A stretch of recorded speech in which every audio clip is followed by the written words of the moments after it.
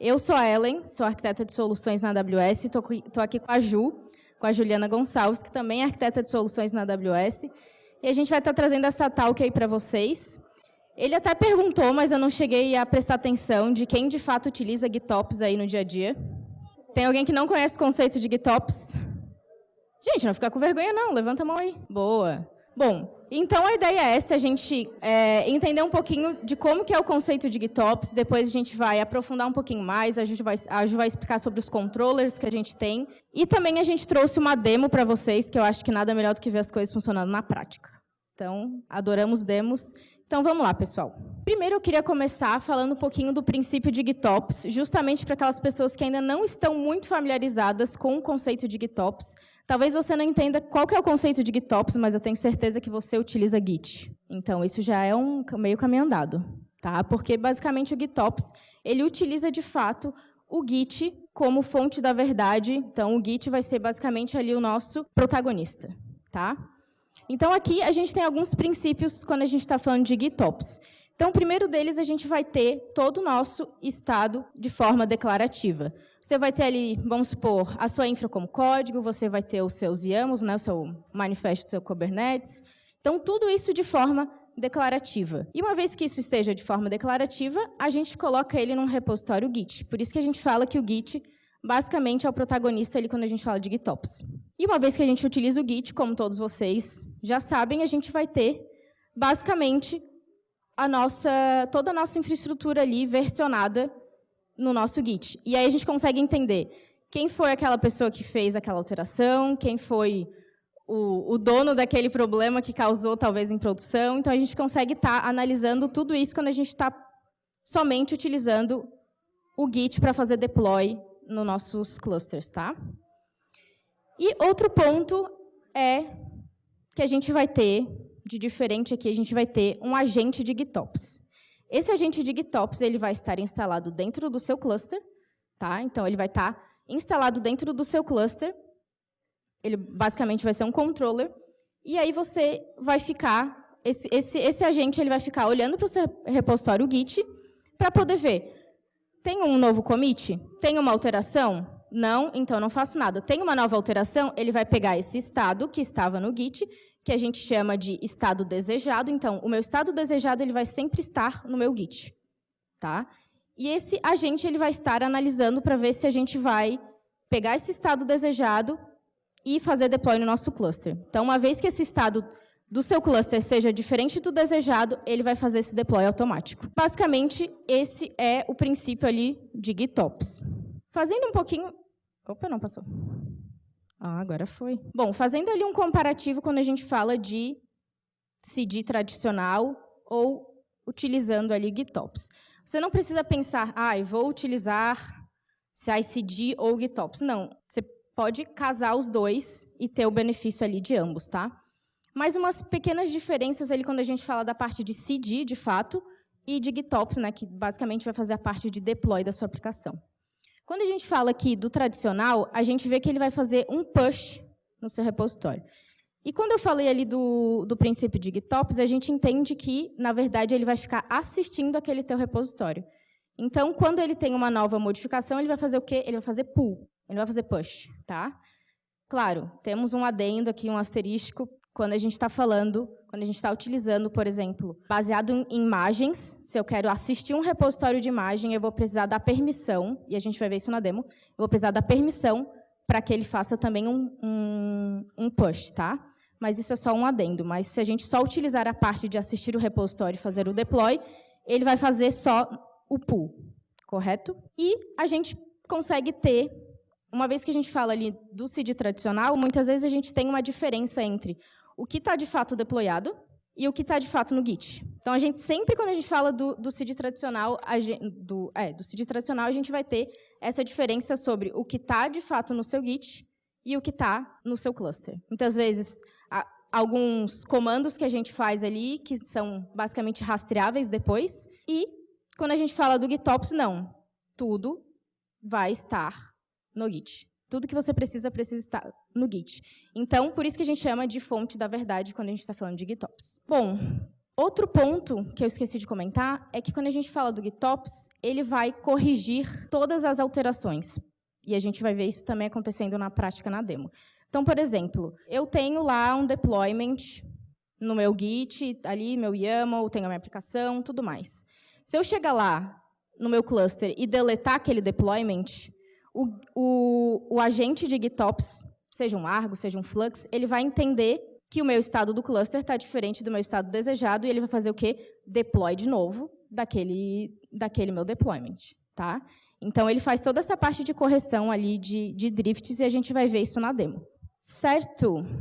Agora a Ju vai aprofundar um pouquinho do que a gente tem ali quando a gente fala de Flux, que é uma ferramenta que a gente pode estar utilizando para fazer essa parte de GitOps. Então, galera, vocês já conheceram o conceito. Então, basicamente, o Flux é uma ferramenta de GitOps. Então, ela vai ficar analisando tudo aquilo que eu tenho de novo no meu Git, né, nas minhas sources, para eu conseguir, de fato, implantar no meu cluster Kubernetes.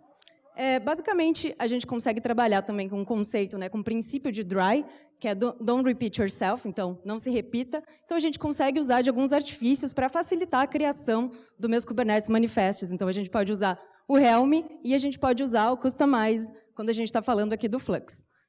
Outra coisa que é bem interessante aqui é que a gente pode dizer que o nosso Flux ele é um pupurri ali, né, de CRDs com source controllers. E aí eu vou mostrar para vocês, né? Custom Controller, desculpa. Vou mostrar para vocês todos esses controllers para que vocês entendam esses componentes.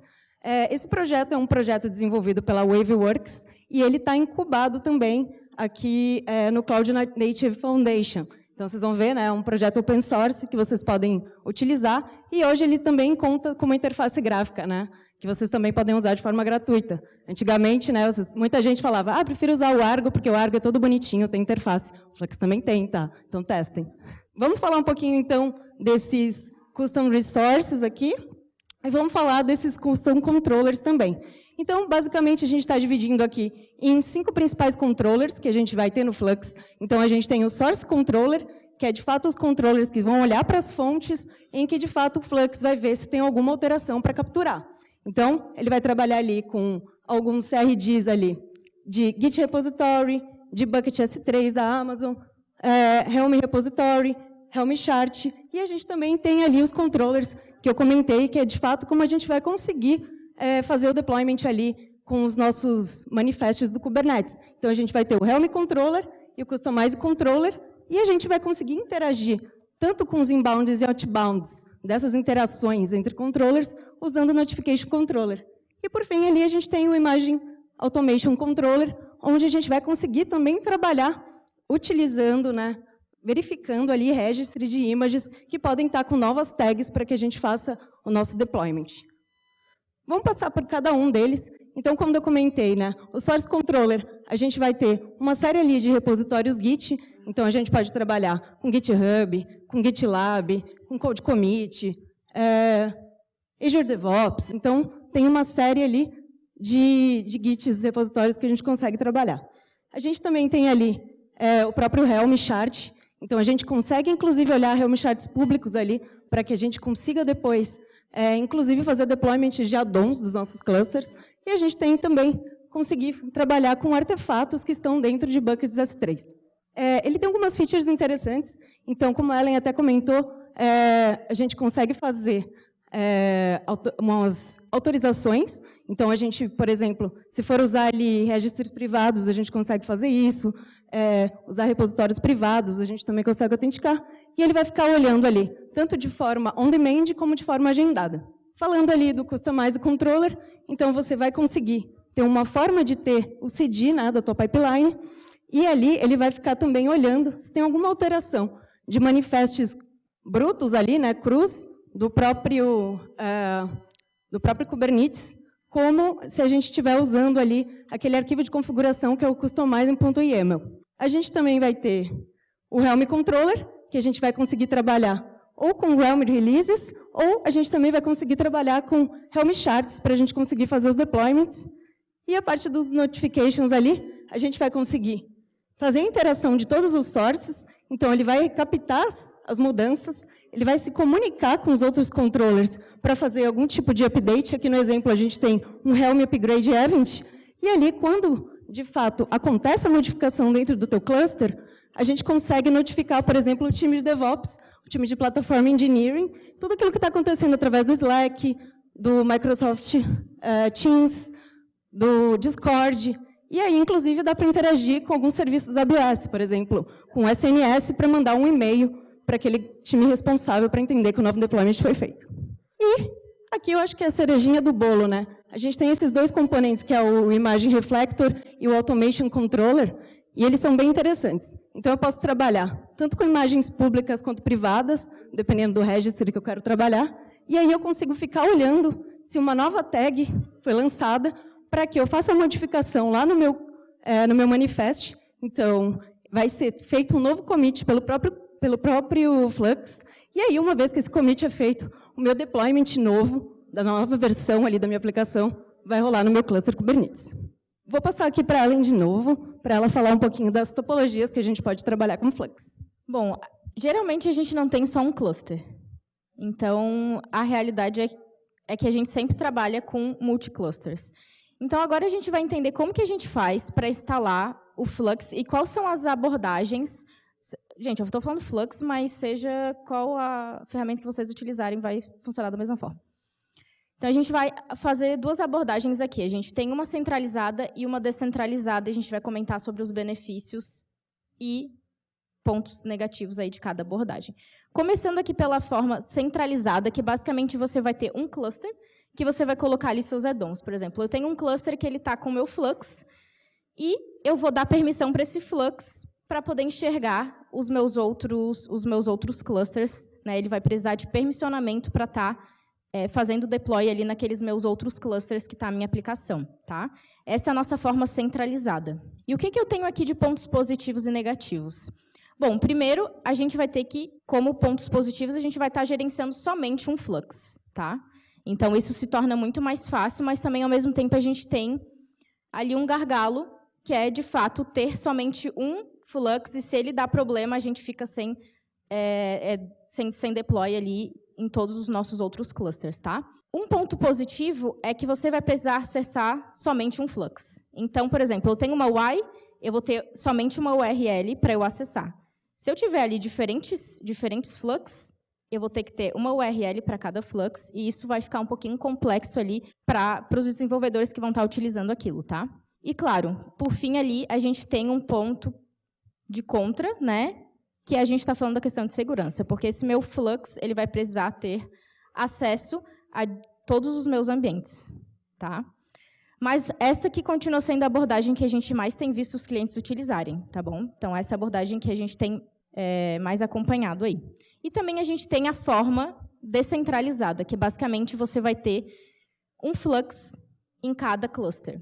Então, uma vez que a gente tem um Flux em cada cluster, fica muito mais fácil de a gente fazer o bootstrap, né, de fazer essa instalação, que basicamente eu tenho ali um Flux em cada cluster, e a gente tem um isolamento. Então, se um Flux der problema, vai ser só naquele cluster que ele vai estar sendo afetado. Tá? Porém, como eu tinha falado antes, o acesso ele pode ser um pouquinho mais chato, porque você vai precisar ficar trocando ali de Flux ou trocando de UI para você poder estar vendo o que está acontecendo. Tá? Então, a questão de usabilidade ali fica um pouco mais difícil. Tá? E também, com certeza, para aqueles que fazem toda a parte de updates, se você tiver, sei lá, 100 cluster, você vai ter que atualizar 100 Flux. Então, precisa colocar ali na balança, de fato, para entender qual que é a melhor abordagem para você. Certo? Vamos chegar logo no Show Me the Code, né? A gente já falou pra caramba, vocês querem ver se esse negócio funciona de verdade, então não vou me falar muito mais, não. Só vou falar que para essa demo funcionar, a gente teve alguns pré-requisitos, então a gente tinha que ter uma conta da AWS, porque é lá que a gente vai criar o nosso cluster EKS. A gente precisou ali colocar o kubectl para funcionar, o AWS CLI também, e ali a gente vai criar, né, basicamente esse nosso cluster do jeito que a gente adora, que é com EKS Blueprints. Para quem não conhece, eu não tenho tempo para explicar, mas a gente vai ficar ali atrás, então eu acho que vale muito a pena a gente ter esse papo, porque é uma ferramenta incrível e pode até virar uma outra talk, chama nós. E aí, uma vez que a gente subiu nosso cluster, a gente, de fato, vai conseguir fazer o bootstrap do nosso Flux. E aí, a forma de fazer esse bootstrap fica a gosto do cliente. Aqui a gente vai usar o GitHub para fazer isso.